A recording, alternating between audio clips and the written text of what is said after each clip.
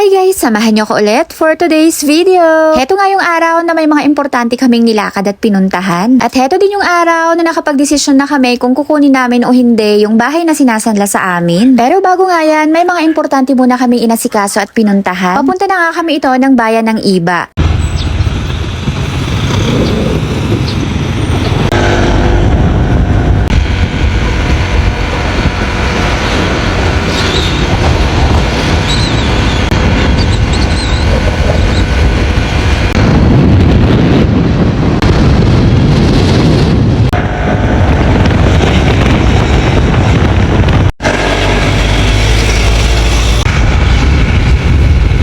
Nauna nga kami nagpunta dyan sa building ng Commission on Election at may tinanong lang kami. Pero dahil hindi pa namin magagawa yung dapat namin gawin dyan, dumiretso na nga kami sa Iba Municipal Hall. At in fairness namang ako sa kanilang munisipyo. Napakalaki, ang luwag at napakaaliwalas. At wala siyang mga katabi kaya center of attraction talaga siya. May sasadyain nga kami dito at may mga kukunin kami requirements sa engineering department. O diba, nagpapogi pa siya. Alam niyang nagvi-video ako eh.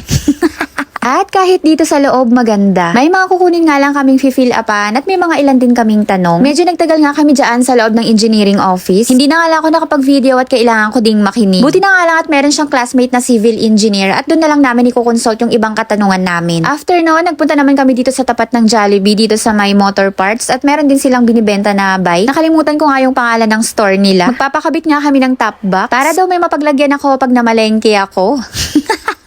Deacon nga ang napili niyang brand. Siya na nga ang bahalang pumili at wala naman akong alam dyan. Deacon Top Box or mas kilala ata siyang Sec Defcon. Tama nyo na lang kung mali, basta yan na yun. Sila na nga din ang nagkabit at mabilis lang naman. After naming magpakabit ng Top Box ay umuwi na din kami. At heto, dumiretso nga kami sa sinasanla sa amin na bahay at lupa. Malapit nga lang din to sa bahay ng aking mga biyanan. Isang silip pa nga at magdidesisyon na kami kung kukunin namin o hindi.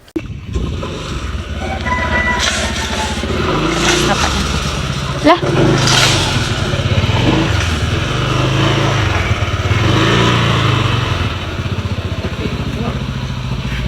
Nung time na yan, nakaalis na yung nangungupahan. Kaya pwede nang sumilip sa loob. Maalwan nga dito, malamig at presko at marami pang puno. Pagpasok, ganyan yung itsura. Maluwag nga din ang loob nitong bahay at meron siyang 2 kwarto. Door.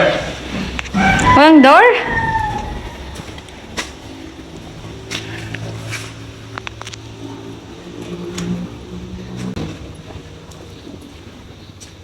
Dito sa may dulo, may space pa. Pwedeng gawing kusina dito, pero nandyan nga lang sa dulo yung CR. Maluwag nga din tong kanilang CR, kaso nga lang, favorite ko naman ang color green, pero ayoko naman ng ball na green.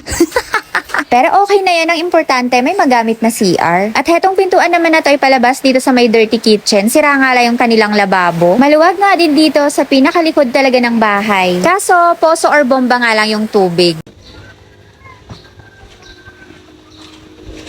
Oh, wala na. Nabulok na sila. Nung pagpunta natin dito, sariwa pa sila. Eh, parang Di ba gumagana?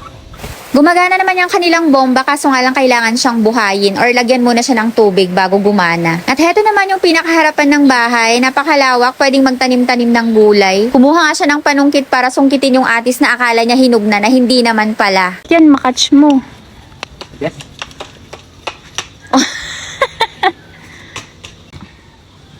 Ikaw po. Bawal. Nung time na yan, ikakontak na namin yung may-ari ng bahay at lupa. Nakapag-decide na nga kami na kukunin na namin. Sa barangay na nga lang yung meet up namin at doon gumawa ng terms and condition or contract or yung pinakakasunduan namin. Pictures na nga lang yung nakuhanan ko at hindi na ako nakapag-video. Yun lang muna guys for today's video. Agyamanak! Bye!